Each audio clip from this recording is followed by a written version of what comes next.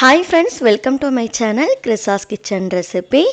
இன்றைக்கி வீடியோவில் நம்ம மாவு எதுவும் அரைக்காமல் இன்ஸ்டண்ட்டாக நல்ல முறுமுறுன்னு முறுக்கு எப்படி செய்கிறதுன்னு தான் பார்க்க போகிறோம். இதை நீங்கள் டீ டைம் ஸ்நாக்ஸாக வச்சு சாப்பிடலாம், குழந்தைங்களோட ஸ்நாக்ஸ் பாக்ஸுக்கு கூட கொடுத்து விடலாம். ஃப்ரீயாக இருக்கும்போது இதை நீங்கள் ஒரு டைம் செஞ்சு வச்சிட்டிங்க அப்படின்னாலே உங்களுக்கு ஒரு மாதம் ஆனாலுமே நல்ல முறுமுறுப்பாகவும் டேஸ்ட்டாகவும் இருக்கும். இந்த முறுக்கு செய்கிறதும் ரொம்ப சிம்பிள். இப்போ வாங்க வீடியோக்குள்ளே போய் முறுக்கு எப்படி பண்ணுறதுன்னு பார்க்கலாம். ஃபஸ்ட்டு இந்த ரெசிபி பண்ணுறதுக்கு ஒரு அகலமான பாத்திரத்தில் சல்லடை வச்சுட்டு அதில் 4 கப் அளவு அரிசி மாவு சேர்த்து நல்லா சலிச்சுக்கோங்க. நான் நிறைய மாவு எடுத்துருக்கிறதால 2 கப்பாக சேர்த்துட்டு சலிச்சு எடுத்துக்கிறேன். நீங்கள் கடையில் வாங்கின மாவு இல்லைனா வீட்டில் அரைச்ச மாவு எது வேணாலும் யூஸ் பண்ணிக்கலாம். நான் இன்னைக்கு வீட்டில் அரைச்ச வரமாவு தான் யூஸ் பண்ணியிருக்கேன். அதாவது வெயிலில் நல்லா காய வச்சுட்டு அரைப்போம் இல்லையா, அந்த மாவு தான் யூஸ் பண்ணியிருக்கேன். நீங்கள் கடையில் வாங்கின பேக்கெட் மாவு கூட யூஸ் பண்ணிக்கலாம். மாவை நல்லா கப்பி இல்லாமல் சலிச்சு எடுத்துக்கோங்க. இதை நல்லா சலிச்சதுக்கு அப்புறமா அடுத்து ஒரு மிக்ஸி ஜார் எடுத்துட்டு அதில் 1 கப் அளவுக்கு பொட்டுக்கடலை சேர்த்துக்கோங்க. சேர்த்துட்டு இதையும் நல்லா நைஸாக அரைச்சி எடுத்துட்டு வந்துடுங்க. மிக்சியில் எவ்வளோ முடியுமோ நல்லா ஃபைன் பவுடராக அரைச்சி எடுத்துட்டு வந்துடுங்க. இதை அரைச்சதுக்கு அப்புறமா இதையும் கொஞ்சம் கூட குருணை இல்லாமல் நல்லா சலிச்சு எடுத்துக்கோங்க. சலிச்சதுக்கு அப்புறமா ஒருவேளை குருணை இருந்தாலும் அதையும் மிக்சியில் சேர்த்துட்டு நல்லா ஃபைன் பவுடராக அரைச்சிட்டு சலிச்சு எடுத்துக்கோங்க. இப்போ பாருங்க, மாவு எல்லாத்தையும் நம்ம சலிச்சாச்சு.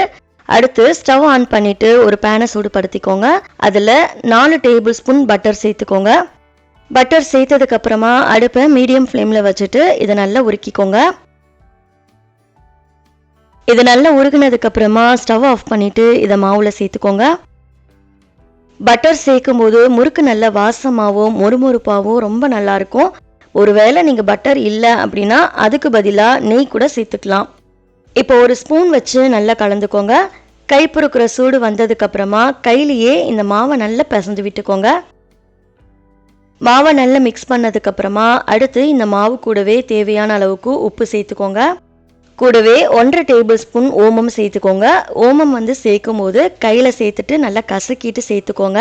அப்போ நல்லா வாசமாகவும் இருக்கும். ஒருவேளை உங்ககிட்ட ஓமம் இல்லை அப்படின்னா அதுக்கு பதிலாக எள்ளு கூட சேர்த்துக்கலாம். அடுத்து 1 டேபிள் ஸ்பூன் மிளகாய் தூள் சேர்த்துக்கோங்க. சேர்த்துட்டு இந்த மாவை நல்லா மிக்ஸ் பண்ணிக்கலாம். நம்ம சேர்த்துருக்க உப்பு காரம் எல்லாமே எல்லா பக்கமும் படுற மாதிரி மிக்ஸ் பண்ணிக்கோங்க. நல்லா மிக்ஸ் பண்ணதுக்கு அப்புறமா கையில் கொஞ்சமாக மாவை எடுத்துட்டு உப்பு காரம் செக் பண்ணிக்கோங்க. ஒருவேளை பத்தலைனாலும் இந்த டைமில் கொஞ்சமாக சேர்த்துட்டு மிக்ஸ் பண்ணிக்கோங்க. அடுத்து ஸ்டவ் ஆன் பண்ணிட்டு ஒரு பாத்திரத்தில் 3 கப் அளவுக்கு தண்ணி சேர்த்துக்கோங்க. சேர்த்துட்டு இந்த தண்ணியை சூடுபடுத்திக்கோங்க. தண்ணி பார்த்தீங்கன்னா உங்களுக்கு இது மாதிரி பபிள்ஸ் வர ஆரம்பிக்குது பாருங்க. இந்த டைமில் ஸ்டவ் ஆஃப் பண்ணிட்டு நம்ம ரெடி பண்ணி வச்சிருந்த மாவில் கொஞ்சம் கொஞ்சமாக தண்ணியை சேர்த்துட்டு இதை நல்லா மிக்ஸ் பண்ணிக்கோங்க. தண்ணி ரொம்ப சூடாக இருக்கும், அதனால் ஒரு கரண்டி இல்லைனா ஸ்பூன் வச்சு அதிலேயே நல்லா மிக்ஸ் பண்ணிக்கோங்க. அதே சமயம் தண்ணி சேர்க்கும் போது ஒரேடியாக சேர்த்துடாம கொஞ்சம் கொஞ்சமாக தண்ணி சேர்த்துட்டு நல்லா மிக்ஸ் பண்ணிக்கோங்க. நல்லா மிக்ஸ் பண்ணதுக்கப்புறமா ஸ்பூனில் இருக்க மாவெல்லாம் எடுத்துட்டு கையிலேயே இது போல் தட்டிக்கோங்க. மாவு சூடாக இருக்கும், அதனால் கையிலேயே இது போல் நல்லா அழுத்தி விட்டுக்கோங்க. இப்போ இந்த மாவை ஒரு 10 நிமிஷத்துக்கு மூடி போட்டு மூடி வச்சிடலாம். அப்படியே இருக்கட்டும். 10 நிமிஷம் ஆனதுக்கப்புறமா இதை ஓப்பன் பண்ணிக்கோங்க.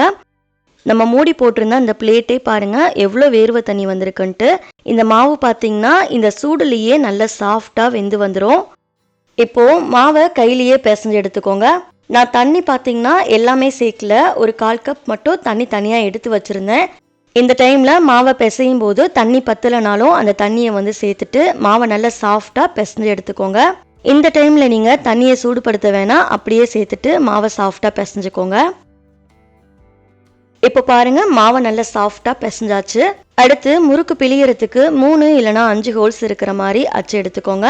நம்ம ரெடி பண்ணி வச்சுருந்த மாவுலேருந்து கொஞ்சமாக கையில் மாவை எடுத்துட்டு அதை சிலிண்டர் ஷேப்க்கு உருட்டிக்கோங்க. முறுக்குக்குள்ள எண்ணெய் கொஞ்சமாக அப்ளை பண்ணிவிட்டு மாவை உள்ளே சேர்த்து க்ளோஸ் பண்ணிக்கோங்க. முறுக்கு பிழியறதுக்கு பார்த்தீங்கன்னா ஒரு வேஷ்டி இல்லைனா பட்டர் பேப்பர் இருந்தால் எடுத்துக்கோங்க. அதுக்கு மேலே நம்ம முறுக்கை பிழிஞ்சு விட்டுக்கலாம். நீங்கள் மாவை நல்லா சாஃப்டாக பிசைஞ்சு எடுத்துக்கோங்க. அப்போ தான் உங்களுக்கு முறுக்கு பிழியும் போது உடையாமல் இருக்கும். அதே சமயம் பிழியறதுக்கும் உங்களுக்கு ஈஸியாக இருக்கும். இது போல் பட்டர் பேப்பரில் நீங்கள் நிறைய முறுக்கு பிழிஞ்சு விட்டுக்கோங்க. 5 இல்லைனா 6 முறுக்கு பிழிஞ்சு விட்டுக்கோங்க. நீங்கள் முறுக்கை பிழிஞ்சதுக்கு அப்புறமா உங்களுக்கு கையில் எடுக்கிறதுக்கும் ஈஸியாக இருக்கும். இப்போ நம்ம இதை ஃப்ரை பண்ணி எடுத்துக்கலாம். ஸ்டவ்வில் எண்ணெயை சூடுபடுத்திக்கோங்க. எண்ணெய் நல்லா சூடானதுக்கப்புறமா அடுப்பை மீடியம் ஃப்ளேமில் வச்சுட்டு ஒவ்வொரு முறுக்கா உள்ளே சேர்த்துக்கோங்க. சேர்த்துட்டு ஒரு 2 நிமிஷத்துக்கு முறுக்கை நல்லா வேக வச்சுக்கோங்க. 2 நிமிஷம் ஆனதுக்கப்புறமா முறுக்கை ஒவ்வொன்றா திருப்பி போட்டுக்கோங்க. நீங்கள் உடனே கரண்டி யூஸ் பண்ணீங்க அப்படின்னா முறுக்கு உடஞ்சிடும். அதனால் வெந்ததுக்கப்புறமா திருப்பி போட்டுக்கோங்க. ஸ்டவ்வை மீடியம் ஃப்ளேமில் வச்சுட்டு முறுக்கு நல்ல மொறுமொறுப்பாக வர வர நல்லா வேக வச்சுக்கோங்க. உங்களுக்கு இப்போ பார்த்தீங்கன்னா எண்ணெயோட பபிள்ஸ் எல்லாம் நல்லா அடங்கியிருக்கு பாருங்கள். இது மாதிரி வந்ததுக்கப்புறமா முறுக்கு எல்லாத்தையுமே வெளியில் எடுத்துடலாம். வெளியில் எடுத்ததுக்கப்புறமா இதே மாதிரியே நீங்கள் பேலன்ஸ் இருக்க மாவுலையும் முறுக்கு பிழிஞ்சிட்டு நீங்கள் ஃப்ரை பண்ணி எடுத்துக்கோங்க. இதை நீங்கள் நல்லா ஆற வச்சுட்டு ஏர்டைட்டாக இருக்க கண்டெய்னரில் போட்டு வச்சிட்டிங்க அப்படின்னா உங்களுக்கு 1 மாதம் ஆனாலுமே நல்ல மொறுமொறுப்பாக இருக்கும். அவ்வளோதான், நல்ல மொறுமொறுன்னு முறுக்கு சூப்பராக ரெடி ஆயிடுச்சு. கண்டிப்பாக நீங்கள் வீட்டில் ஒரு டைம் செஞ்சு பாருங்கள். எல்லாருமே கேட்டு விரும்பி சாப்பிடுவாங்க. ட்ரை பண்ணி பார்த்துட்டு உங்களுக்கு எப்படி வந்ததுன்னு மறக்காமல் உங்களோட ஃபீட்பேக்கை ஷேர் பண்ணிக்கோங்க.